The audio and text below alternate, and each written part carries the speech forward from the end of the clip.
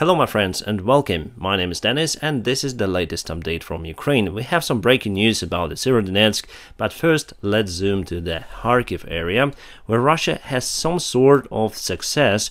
Today they took Rubizhne village. If we go to the timeline, you see it was just yesterday, and today they took the village under their control. It means they concentrated lots of the forces on the north part. Still not enough to take the Kharkiv city, but they are pushing little by little. As for Ukrainian forces, well, we have enough forces to withstand Russian attack, but still we are waiting for the weapons. I expect this situation to be almost with no changes for 2 months, and after we'll have enough weapons for the counterattack, we're gonna push them to the north. And now let's go to Izum. Russia had some kind of success recently. Last week they took Svyatogirsk, but this week there was no major change, and today there was no change. The last change was for Ukrainian army counterattacking Dmitrivka village and taking that under control, but so far it's the standstill. And now let's go to our breaking news. Severodonetsk is under full control by Russian army. Most part of Ukrainian forces just crossed the river to Lysychansk, and here still we have some part of the land under control by Ukrainian forces.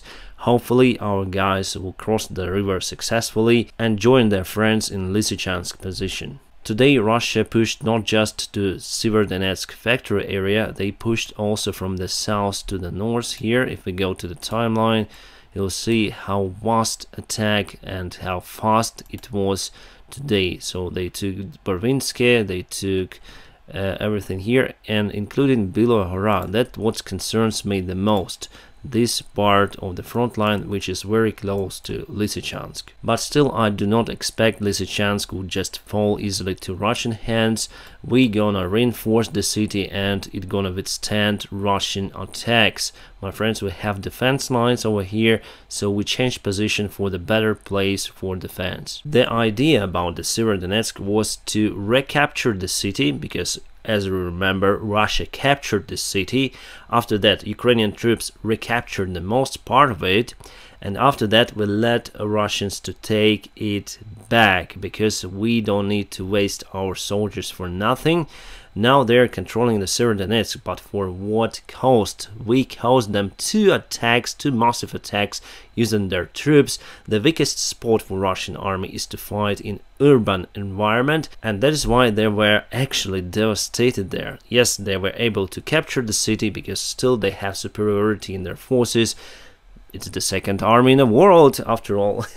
But Ukraine army still fights back, my friends, and the fact that we can fight this large, huge enemy tells a lot about Ukrainian army. We are heroes, my friends, especially in Severodonetsk area. About the encirclement of the Lysychansk, is it possible to circle the city by Russian troops? I don't think so.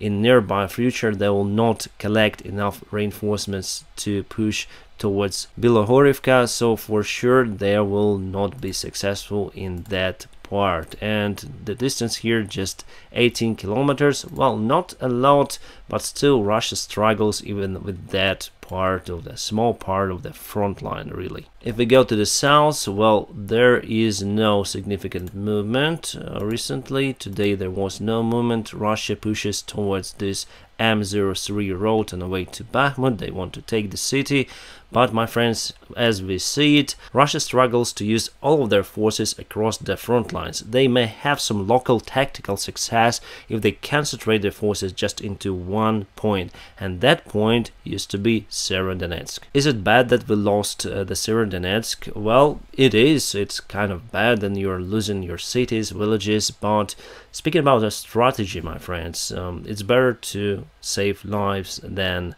ground, because lives matter. Until our army is alive, we can fight for our freedom, my friends, and we're gonna return back that place after we're gonna take the weapons from Western allies, and that should be in 1 month or 2 months. We expect massive land-lease supplies from United States of America. Because Russia concentrated most of their forces in Severodonetsk area, they loosened some of defense on the south, so we have some successful counterattack near to the Pavlivka, and also we have counterattack in Kherson.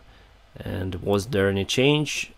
Yes, it was, my friends. Today we took Vysoka Pila, and it was under Russian control. Now I cannot tell for sure whether we took those two villages, actually 3, but the fighting is ongoing for those. And that situation shows that Russian army is actually weak. They cannot fight even with the Ukrainian army all across the front lines. Remember, then they got the front lines from Chernobyl and Kiev area until Kherson, so imagine how many kilometers.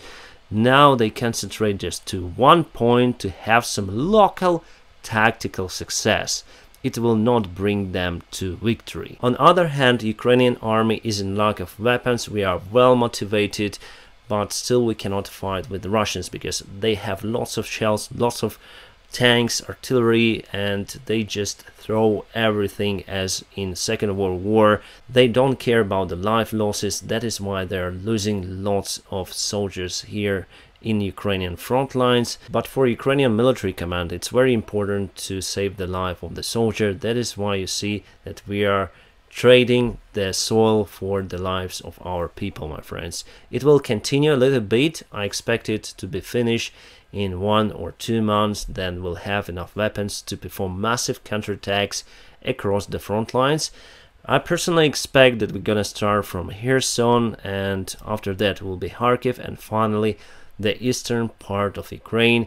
But in general, we're gonna free all of Ukrainian territory, and today chief of the intelligence services of Ukraine told that we're gonna free all of the territory from the Russian occupiers. Then we'll have enough weapons, including Crimea, my hometown. I want Sevastopol to be Ukrainian city. It is not a Russian city, my friends. This part is Ukraine, and I wish I could go there and visit that place, because that place is actually fantastic. And the attitude I have towards the Russian aggression to Crimea in 2014, the same is then they took some of your relatives, you know. I really like the place, and then I'll go older. I want to spend the rest part of my life in Crimea. I really enjoy the place, the nature, but now I just cannot go there. So they took this part, they took part of my soul, part of my heart from me, and yes, it's very bad. But nevertheless, my friends, I'm sure that we're gonna take the Crimea back and return to the home where it belongs. My friends, now press the like, and also there are some of the links under the video description where you can support my channel. If you support me, you are awesome. Thank you so much. I wish you a peaceful sky wherever you are. Have a great time.